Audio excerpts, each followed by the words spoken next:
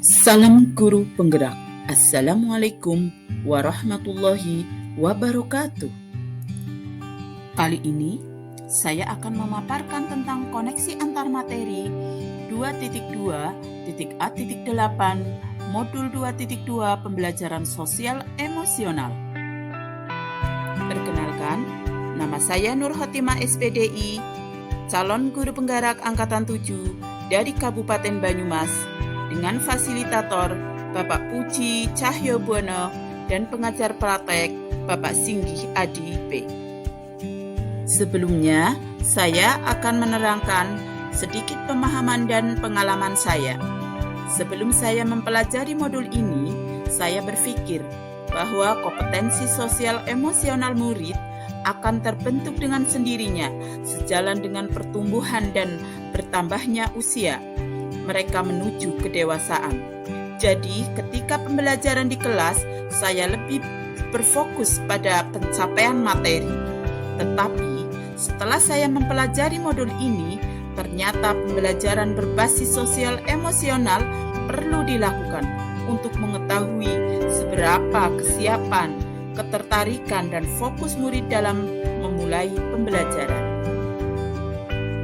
Berkaitan dengan kebutuhan belajar dan lingkungan yang aman dan nyaman untuk memfasilitasi seluruh individu di kelas atau sekolah agar dapat meningkatkan kompetensi akademik maupun kesejahteraan psikologis. Yakni ada 3 hal terpenting dan sangat mendasar yang telah saya pelajari. Di antaranya yaitu 5 kompetensi sosial emosional, kesadaran penuh, dan implementasi KSE. Sedang untuk berkaitan dengan halaman sebelumnya, perubahan yang akan saya terapkan di kelas dan sekolah. Bagi murid-murid, saya akan memberikan kesempatan kepada murid untuk menumbuhkan, melatih, dan merefleksi kompetensi sosial emosional dengan cara yang sesuai dengan responsif, dengan perkembangan budaya, serta mengintegrasikan kompetensi sosial dan emosional ke dalam konten pembelajaran dan strategi pembelajaran. Sedang bagi rekan sejawat, pembelajaran sosial dan emosional adalah pembelajaran yang dilakukan secara kolaboratif oleh seluruh komunitas sekolah, seperti belajar dan menjadi teladan, memodelkan, serta membangun kolaborasi sehingga dapat menerapkan pengetahuan, keterampilan, dan sikap positif pada sosial emosional. Di pertanyaan pemantik 1, apa kesimpulan tentang perubahan pengetahuan, keterampilan, sikap sebagai pendidik setelah mempelajari pembelajaran sosial emosional? Pengertian pembelajaran sosial emosional adalah pembelajaran sosial emosional atau PSE adalah pembelajaran yang dilakukan secara kolaboratif oleh seluruh komunitas sekolah yang dimungkinkan anak dan orang dewasa di sekolah memperoleh dan menerapkan pengetahuan, keterampilan, sikap positif mengenai aspek sosial dan emosional. Tujuan pembelajaran sosial emosional adalah 1. Memberikan pemahaman, penghayatan, dan kemampuan untuk mengelola emosi atau kita sebut kesadaran diri.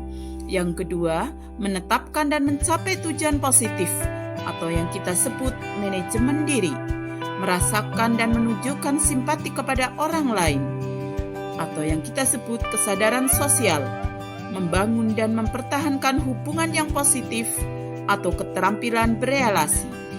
Dan yang terakhir, membuat keputusan yang bertanggung jawab. Pencapaian pembelajaran sosial dan emosional. Pembelajaran sosial dan emosional meliputi peningkatan 5 kompetensi sosial dan emosional, lingkungan belajar yang suportif, meningkatkan sikap pada diri sendiri, respek dan toleransi terhadap orang lain dan lingkungan di sekolah. Setelah itu, akan meningkatkan perilaku positif, mengurangi perilaku negatif, mengurangi tingkat stres, meningkatkan performa akademik siswa. Kompetensi sosial emosional yaitu kesadaran diri, pengelolaan diri, kesadaran sosial atau empati, keterampilan sosial, dan pengambilan keputusan yang bertanggung jawab. Menurut kamus Oxford English Wellbeing adalah kondisi nyaman, sehat, dan bahagia. Yang dimaksud di sini adalah sebuah individu yang mempunyai sikap yang positif terhadap diri sendiri dan orang lain, sehingga dia dapat membuat keputusan diri, mengatur tingkah laku diri, memenuhi kebutuhan diri, memiliki tujuan hidup, dan lain-lain. 5 kompetensi sosial emosional. 1. Kesadaran diri, yakni kemampuan untuk memahami perasaan, emosi, dan nilai-nilai diri sendiri, sehingga mampu mengenali 6 emosi dasar. 5 kompetensi sosial emosional yang kedua yaitu manajemen diri, di mana kemampuan untuk mengelola emosi, pikiran, dan perilaku diri secara efektif dengan teknik STOP. Berikutnya adalah kesadaran sosial. Menurut Wegner dan Quiliano 1982, kesadaran sosial adalah representasi jiwa seseorang akan dirinya sendiri dan orang lain. Sedang keterampilan sosial, yakni kemampuan untuk membangun dan mempertahankan hubungan yang sehat dan suportif. Untuk yang kelima, kompetensi sosial emosional yaitu pengambilan keputusan yang bertanggung jawab, di mana kemampuan untuk membuat keputusan yang tepat dan bertanggung jawab dalam berbagai situasi sosial. Kesadaran penuh atau mindfulness, yakni memperhatikan diri secara sengaja, mendengarkan perkataan orang lain dengan perhatian, rasa ingin tahu tanpa prasangka yang buruk. Untuk mindfulness dengan teknik STOP, yaitu stop berhenti, take a deep breath atau tarik nafas dalam-dalam, lanjutkan, observe atau amati. Maka, hal ini akan menenangkan tubuh seperti memperlambat detak jantung, menurunkan tekanan darah, sehingga fokus pada suatu pelajaran. Implementasi KSE. 1. Pengajaran 5 KSE secara spesifik dan eksplisit. 2.